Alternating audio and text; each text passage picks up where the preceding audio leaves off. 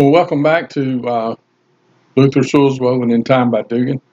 Um, I'm going to talk about something else that I think if I if I wasn't afflicted with ADD so bad, I think I could write a book about this one subject, and that's about my granddaddy Johnson and experiences as a little boy that I had with him and me and Faye had with him because those were such joyous times. Oh, I loved riding that sled with my granddaddy Johnson. I liked just being around him. He was such a gentle person and caring. And he's another one of those adults that I grew up with that I never heard any of them tell me that they loved me, but I didn't have any doubt that they did. And he's another one of those. I knew that my granddaddy Johnson loved me. I knew I didn't doubt that any of my family that I was with on a regular basis. I just I just that was just a given for me. But there's three other things that I thought about. I want to tell about my granddad. I want to tell about my 10th birthday, and I didn't. This was a surprise birthday party. My birthday was on a Friday. I believe it was on a Friday. The birthday party was on Friday, and I was in the fourth grade.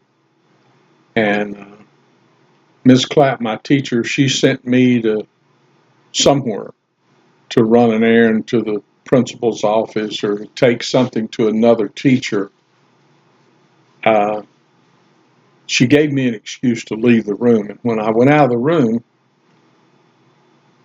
she told everybody, it was the first part of the week, she told everybody that they were invited to a birthday party at my house on Friday evening after school at 4 o'clock or 5 o'clock or whatever time. My parents had gotten word to her, and she passed it along to the rest of the class. And I didn't know it. I knew that we'd been cleaning up all spring down there in front between the chicken lot, the smokehouse, and the pasture. I know we'd been cleaning up a lot back down in there, but I just thought that was spring cleaning. It was cutting all the honeysuckle vines and the little saplings and stuff that come out. It wasn't anything unusual that we did because we were always cleaning somewhere around the house, either the grove between our house and Uncle Erdmank Bob's, or the grove down between us and the Thompsons, or back on the back side of the field, just going down there and cleaning up that. We were always sprucing up the place somewhat, cutting trees and burning brush. My mom and dad, they loved burning brush, so it wasn't anything new. I wasn't suspicious of anything. But then I remember on the afternoon, uh, I think maybe it was when we started lunch, Roger Broadway, who lived across the field from us, and he told me, he said, Luther, he said, you having a birthday party this evening? Our whole class is supposed to come. Well, I went to lunch, but I couldn't keep my lunch down. After come back from lunch, classroom, I got sick and had to leave the room. And before I could get to the boys' bathroom, I'd thrown up. I was going across the auditorium right in front of the stage, and I just left a string. And Ms. Barm, Mr. Barm, somebody cleaned it up. The custodians cleaned it up, and they didn't send me home. But I just sat around the rest of the evening. I didn't do any classwork. I don't even know if I sat in the class or not. But I was just wiped out. So we got home, and mom and dad, son, you got to get pepped up. Um, and I want to tell this about my granddaddy, but I want to tell something about my dad too, because he was a big influence in my life. Um, of all the 20 some people in my class, I guess it was one kid, Cordell, was in my class. Cordell came from a family, a large family, and his dad had a drinking problem, I'll say. And Cordell, they there were not any rich people in our school, but Cordell was probably one of the poorest as far as having any extras at school. He wore the same raggedy clothes a lot. It was just a sad situation, and even the other kids, we all liked Cordell. He was a really, really nice young man. But this says a lot about my dad when we got home that evening. And I don't know, this was never discussed with me. But when it was getting close to the time for the party, and Mom and I guess my brother and sister was taking things down from the house, down, setting them up on tables around where we was going to have the campfire, the bonfire, whatever, down toward the pasture. Well, Dad said, "Well, come on, Dugan." He said, "We got to go." And we got in the car. I said, "Where are we going?" He said, "We're going to go pick up Cordell." Well, that nobody else. They didn't mention picking up anybody else. And so we did. Went and picked Cordell up, and um, he got in the back seat, and we're on the way back to the house. And he said, "Well, Luther," he said, "I don't have you anything for your birthday." And I didn't say anything. I wasn't expecting any. I never had a birthday party before. As far as I know, by that time, I don't know any of my brothers and sisters that ever had a birthday party. I'm not even sure I knew that you were supposed to get gifts at a birthday party. Um, but he said, "I don't have you anything for your birthday." And my dad spoke up immediately. He said, "Son, so we don't expect it." He said, "Tonight is for you to eat all the hot dogs you want and have a good time. It's not to give anybody a present." And he just put Cordell at ease. But that was the kind of man that my dad was. That was the kind of influence. That's the kind of men that I was influenced by. Um, but now on to my granddad. Later on that day, I did get a gift. I got one gift that I remember, and it came from Leon Sutton. And Leon gave me a Barlow knife. Barlow pocket knife had a big and a small blade on it. And man, I was sitting there around that fire, and Leon came and handed me that knife, and I, I unwrapped it and I opened that box up. As soon as I saw the box, I figured what it was. I opened it up and it was a knife. I was so excited because I'd never had a knife of my own, I don't think, at that time. And I was so excited. And my granddad is sitting there beside me. And he said, took here now, took here. And he said, you can't take that. He can't give you that knife. And Leon looked at him and looked at me, and I looked at Leon. I'm thinking, what, granddaddy? He just did give me a knife. And he says, no, no, son, you can't take that knife. And he looked at Leon. He said, you can't give anybody a knife, son. And Leon's sitting there, deer in headlight, and I'm sitting there ready to step on my granddaddy's toes or something. I want this knife. And he said, you have to purchase a knife. You have to buy a knife from somebody. You can't let them give you a knife. He said, they'll turn into your enemies. If you give someone a knife, you'll become enemies. I'm thinking, granddaddy, I like Leon. He's never going to be my enemy. So he reaches in his pocket and he pulls out the little purse that he carried all of his money in. And he carried all of it. He carried his folding money and his change. It was two compartments in that little thing that he carried. And I wish I had one. I would carry one today. Just in remembrance of my grandmother. My granddaddy. By the way, my grandmother carried the same kind of. She carried it in a wallet, but Granddad just carried his in his pocket. But he reached in there, and I think it was a dime that he pulled out and handed Leon. He said, "Now here, son." He said, "Okay, you bought that, so you can have it." So I was happy with my knife, and I was happy with my birthday present. And I was happy with Granddaddy, but I wasn't happy with him for a few minutes. He was beginning to worry me. But then another good story. It's about a dime too, my granddaddy. When I was probably about 14 or 15, they had a double cherry tree that us kids used to love to climb. Uh, I can even remember times we climbed when there'd be a new litter of kittens down around the barn, we'd catch those little kittens and bring them up into the yard, and we'd climb those cherry trees and throw those little kittens out of the cherry tree. And sure enough, they'd always land on their feet. No matter what you do, a cat's going to land on their feet every time. But anyway, that cherry tree, when I was about 14, 15 years old, that cherry tree started dying. It just, I don't know, some kind of blight or it lived its term. And it was a double tree off of one stump. And one part of the tree leaned down toward the garden down a hill below the yard. And the other one stood almost straight, leaned a little bit toward the driveway on the other side of the house.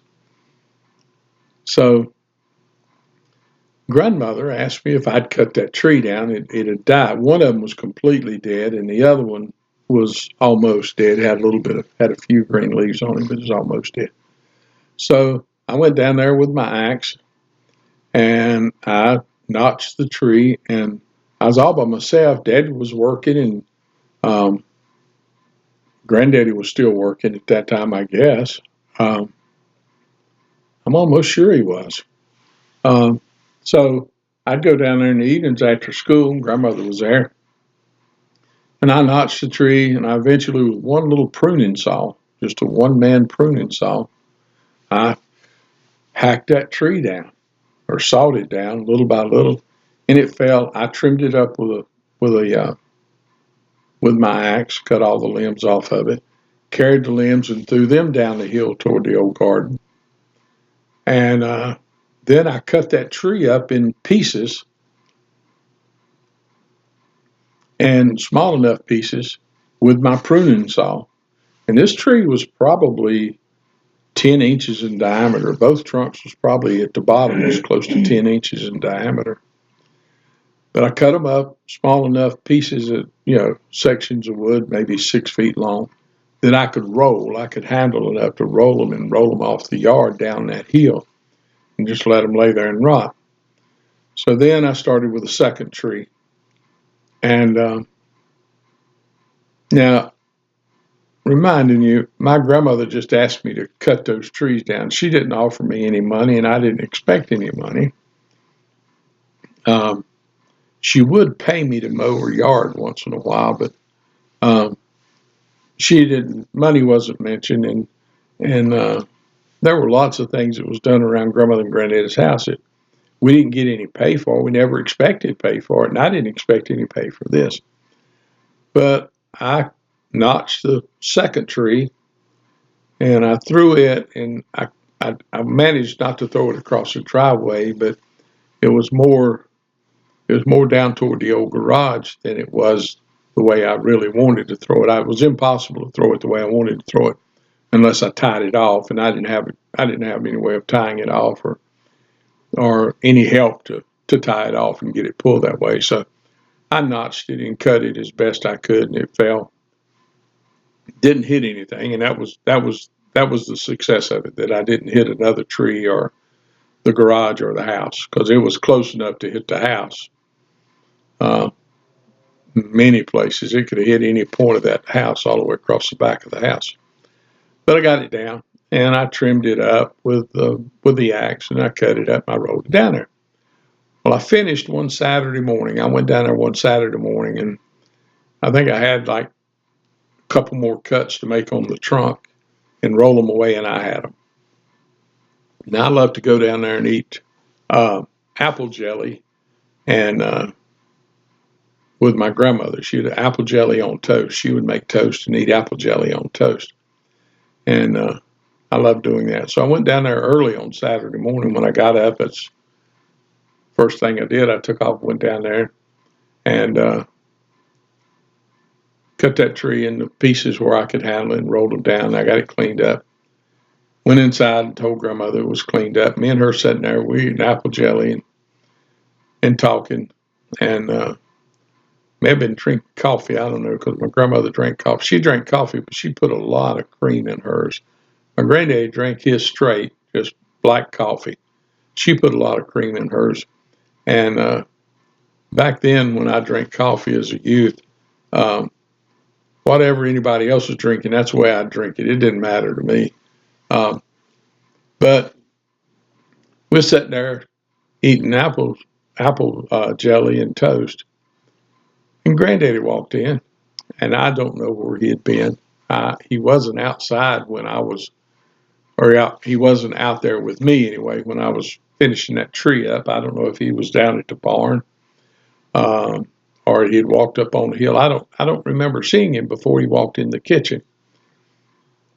And he reaches in with that same little change purse, and he said, "Well, son," said, "I appreciate you cutting that tree down. Here's your little something." He pulled out a dime and put it on the table. And my grandmother hit the ceiling. She said, "Josh, don't you touch that dime. Ed, a dime for all that work he did out there?" And I mean, she just laid him out for not paying me more than a dime. But she never offered me anything. She never made any effort. I mean, she never said anything about paying me anything. I didn't expect to pay anything. But I didn't touch that dime either because she told me I better not touch it. And I thought afterwards, I wonder if she picked that dime up and left with it. But she was all over my granddaddy about that. And then he, as usual, he didn't have a whole lot to say. He just strolled on out, went through the dining room and outside again, got away from her where she couldn't fuss at him anymore. And then the last story about my granddaddy was and this is about my dad too, I guess, because I had mentioned in the other one I talked about my granddaddy going down there in the summer after my grandmother died. And granddaddy told me something about, "Son, don't let anybody come down here since your grandma's gone or your grandmother's gone, so nobody comes down here."